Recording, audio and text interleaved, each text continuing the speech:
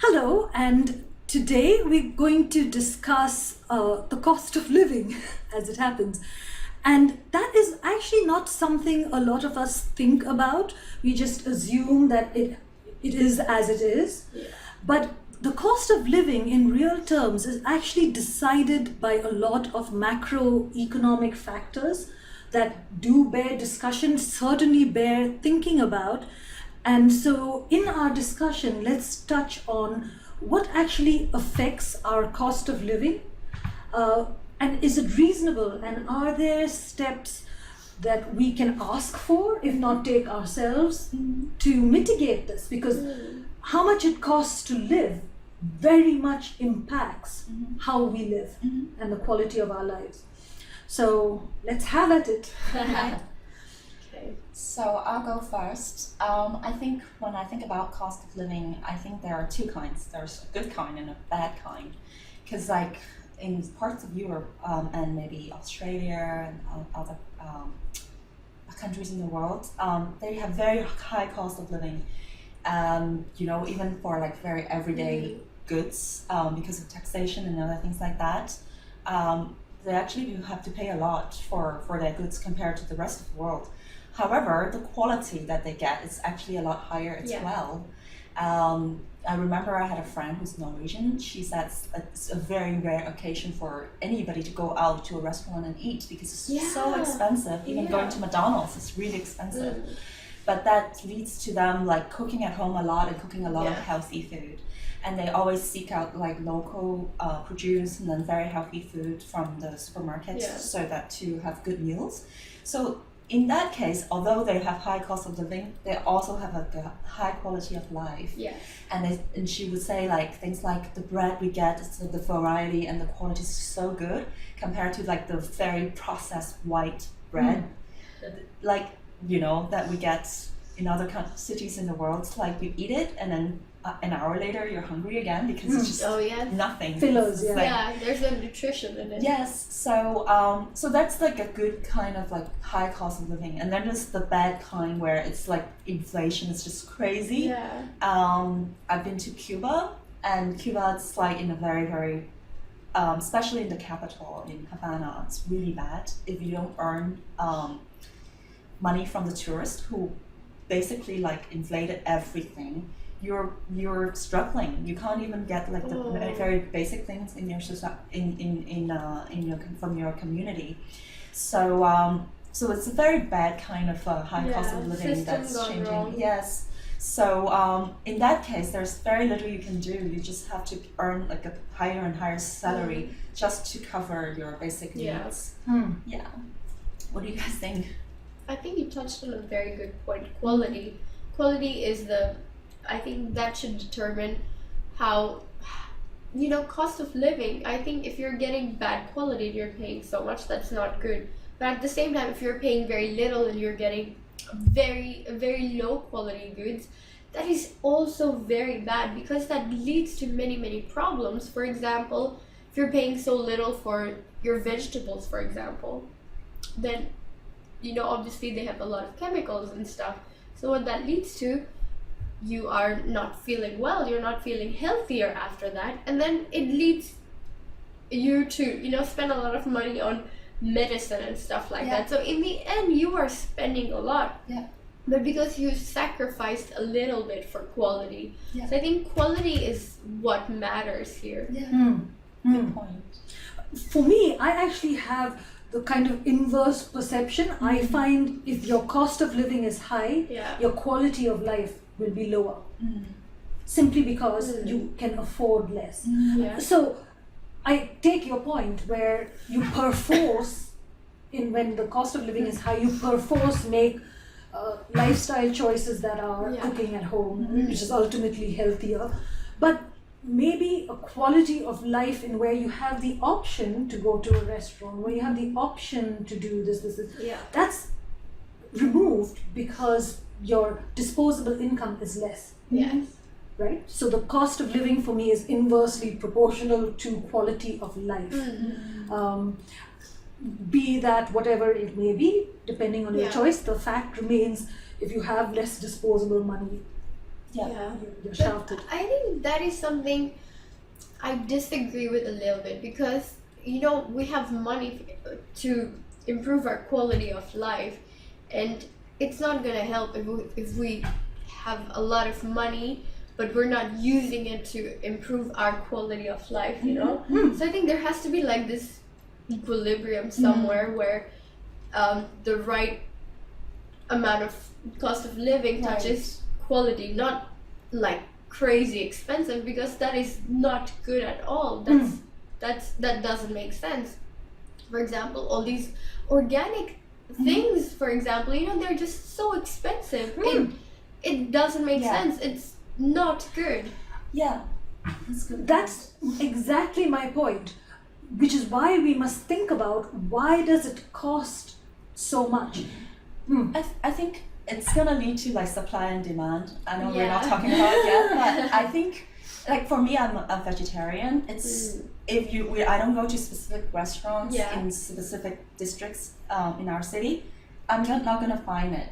And if I force myself to take the food that I can eat, there are gonna be like a lot of starch, a lot of processed like carbohydrate basically. It's not quality at all. But if there are enough people in a society who drive the demand for that organic food, good food, the price would go down and everybody would benefit to some extent. This is sorry, Penny, go ahead. No, say.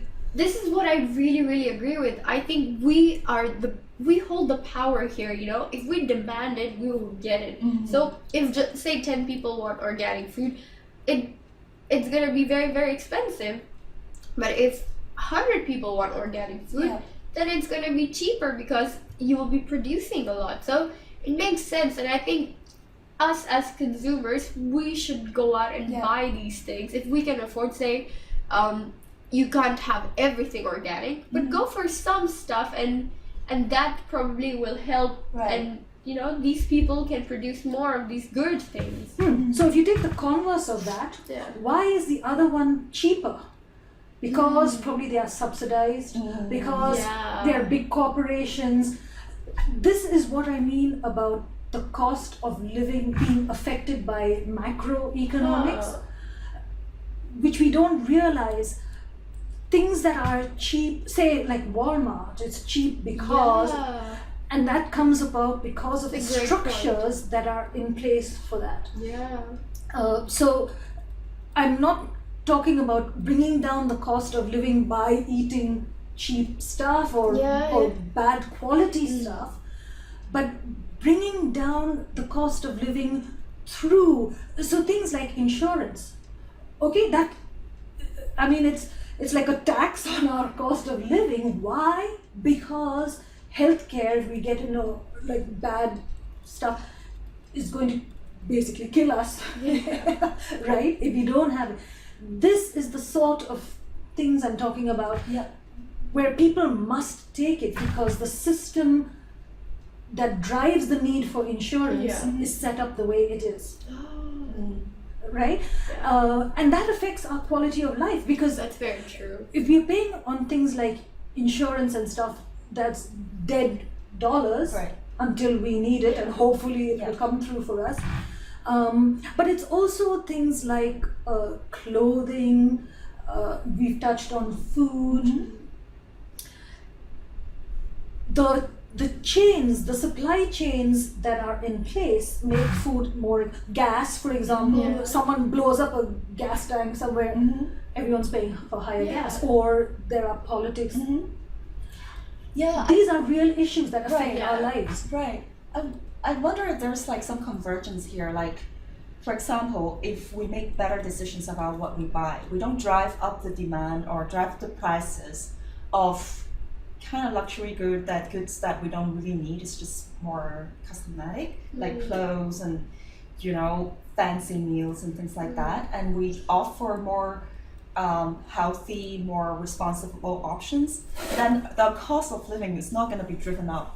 This cost of living is at some point is driven up, like to some extent, it's driven up by our demand of things. How much we like buy, like throwaway clothes from H&M and stuff like that.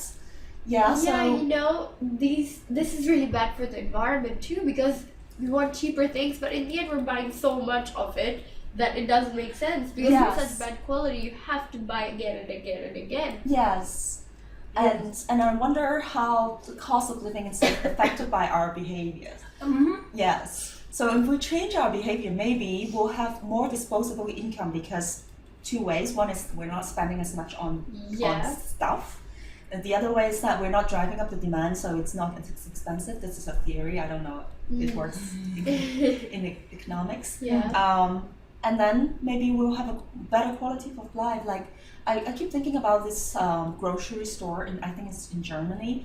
They basically get rid of all the packaging, so they only they only put it like the raw food there. So I don't think it's gonna be cheap, but the thing is they take away costs that you don't really need, which is the packaging and the advertising and things like that. You actually pay for the value that it offers you. Nice. So I mean, I think it goes back to one of my earlier points, that it's a good high cost of living, and then probably it's gonna drive up that kind of like, you're gonna be paying for the farmers who are growing good food, organic. It might be more expensive, maybe it's worthwhile in the long term, because to your point, our health is better, we don't have to spend as much. Yeah. So I wonder if like we can have like a consumer movement here. Yeah, I think we need to think in terms of like, how will this benefit me in the future, not today or tomorrow. You know, we have to nurture that kind of long-term thinking. Yes, and also think consciously, I think, about our fellow man. Actually, I'm much struck about your Cuba example, where tourists coming in basically hiked prices because the vendors hiked their prices because they could. Yes. They shouldn't be able to. And coming back to our thing about lifestyle choices and real issues, I think this is one of the real issues where that should be the thing that's legislated. Yeah. Like gouging should be really legislated. Gouging where people hike prices because they can. So like in an emergency, they hike the price of water and people have to buy it because it's a necessity. Those things should be legislated and cracked down on so that it's contained is the word I want to use. You know, I think the cost of living should be contained, and governments should put all their focus on bringing down the cost of living for their citizens, whereas the current focus is raising it up because corporations benefit from that. Oh, the other thing is things like built-in obsolescence, where things you buy, that's a massive hit on our cost of living. Yes. That should not be allowed. What happened to building to last? Exactly. And there's a hidden cost to, like, whenever you throw out a phone, it's not gonna go away. It's gonna be shipped to somewhere in the world, and then somebody else would have to absorb the cost of like environmental damages and things like that. And it's the same thing as clothes. Like I saw a very good documentary, the cost of the real cost fashion, something like that. Like the actual cost of H&M is not the 10 like US dollars, 20 US dollars that you're paying. It's actually like the land that's growing cotton. Like we don't need all these clothes. We're demanding our land to produce so much cotton that we don't need, that we're gonna waste at the end of the year. Like the impact on the farmers, impact on the sweat, people who work in the sweat factories, like, you know, teenagers and underage people, on their education, like let thereof. And then on the environment as a whole, because, you know, it takes a lot of water to produce clothes and dye and things like that. And we don't need that much clothes, yet we're seduced by the price. And we don't think about the real cost behind it. All these things will drive up our cost of living eventually, because land is polluted, you know, like communities are kind of like not destabilized and things like that. We're gonna pay for it eventually. We are paying for it. We are, and we're so consumerist. Our mindset is very consumeristic. We just want to buy Yeah, we buy just new see things. this You know, we one thing like, okay, it's cheap, let's buy yeah, it. You know, exactly. but there's like a whole like chain reaction behind it. Yeah, I've been reading a lot on minimalism lately, and I think it is a good idea because, you know, your space is important, and why have things that don't make you happy? You should pick things that give you happiness, right? Not things that might please somebody else or might give you, I don't know, acceptance in someone else's eyes, because that is really, really unhealthy that you Yeah. are putting yourself like away from reaching your true friends or people who would like you for you. So I think it's all these things that we're not taught to be confident in ourselves. So we try to look at these things and want these things so we will be like happier and you know Right. just very consumeristic. Right. Buoy ourselves up Yeah. kind of thing. Exactly. So it's very interesting. I think this cost of living is a precise point where macro and micro collide, Yes. because the macro affects us through what we've all discussed, but we affect the macro Yeah. in what we choose, but then That's what true. we choose hikes up or reduces our cost of living. Right. Right. And I think people need to be aware that your cost of living is not just monetary. Yeah. It's nebulous. It's Yeah. things long term and far reaching. So Yeah. long term is things like our environmental impact, Yes. Yeah. which we will only see in 2020. Exactly. And far reaching is sweatshops somewhere. Yeah. Someone is struggling Yeah. to provide the things that we're cheap, squandering. you know? Right. And when we squander things, we are screwing ourselves because Yeah. our own Because- finances are going to take a Yes, hit. we can Yes. use it for like much better things. Yes. Absolutely, I completely agree. I think it's just that this is not responsible consumerism. No. Nobody takes this as a responsibility. They just go, "Oh, if I can afford it, why shouldn't I do it?" Or you know, sometimes people don't even like to be told about this idea because they're like, "Oh, it's my money. I can do whatever I want with it." And sure, it is their money. They can do whatever they want with Yeah. it, but nobody stops to think, does it add value to my Yeah. life? Yeah. You know, it's these kind of important questions that nobody asks, so they keep on making Yeah. these decisions. Yeah, that's my biggest critique about like consumerism and kind of capitalism is that it kind of like educates us or like brainwashes us into a mold that we consume and consume Yeah. in for the short term Yeah. and not thinking about the long term. No. I think if we are given the choice, like right in front of us, do we want clean water, clean air? Do we want Yeah. bigger space, better environment versus the clothes that would make us happy for, I don't know, a few hours Yeah. until we bring it home and it's like, okay, just another piece of clothing Yeah. in my closet? We'll choose the former, right? Yeah, The for first one. sure. But the consumerism is not presenting this No. to us. It's No, not the at all. commercials and all the things it's kind of brainwashing us to think that, oh, the one thing you buy at the store is gonna make you happy. And then just Absolutely. like kind of like hide the rest of the stories from us. I think as individuals in the world, we just need to think through this and then just like Oh yeah. fight How against how it. do we do it? Yes. How let's wrap this up and let's see what do we come Brainstorm to, some like what kind ideas. of solutions or action steps we can offer.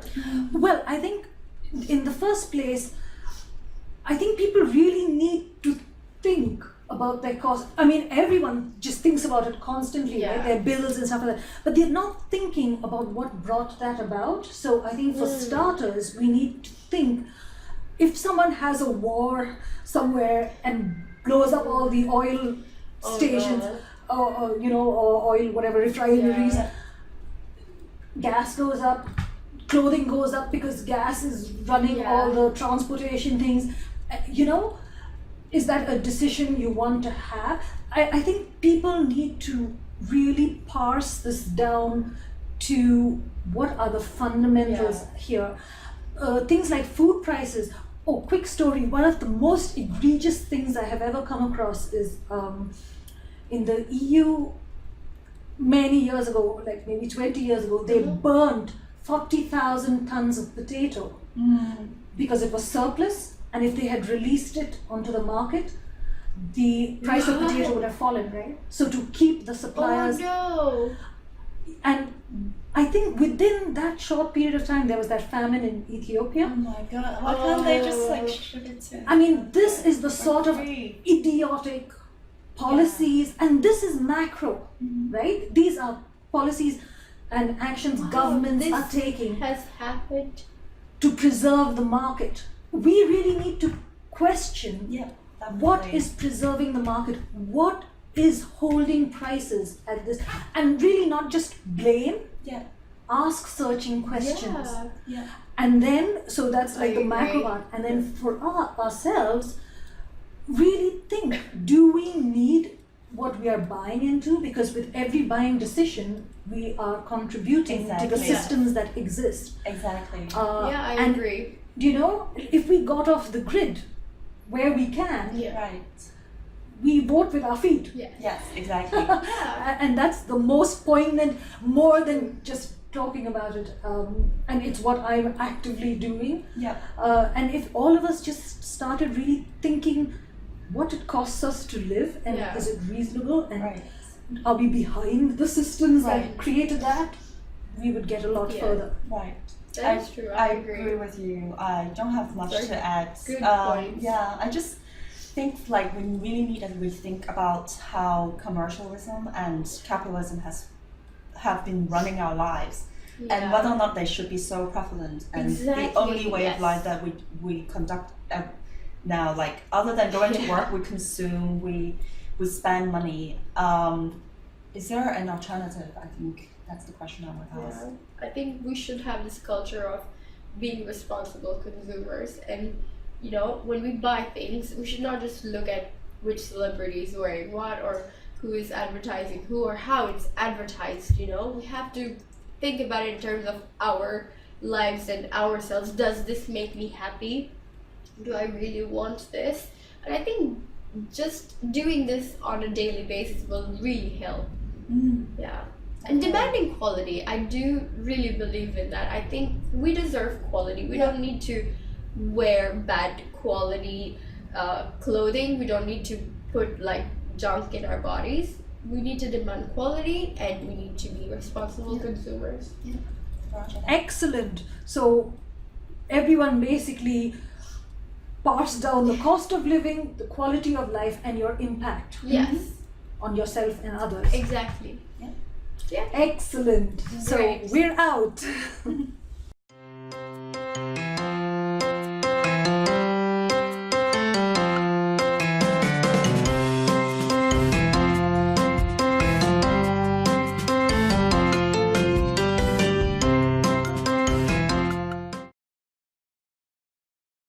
Hi, my name is Cosmo, and I'm a user experience designer. I like to use design thinking to promote social good, and I think conversations like this is a great way to start rethinking our world. That's why I'm doing this.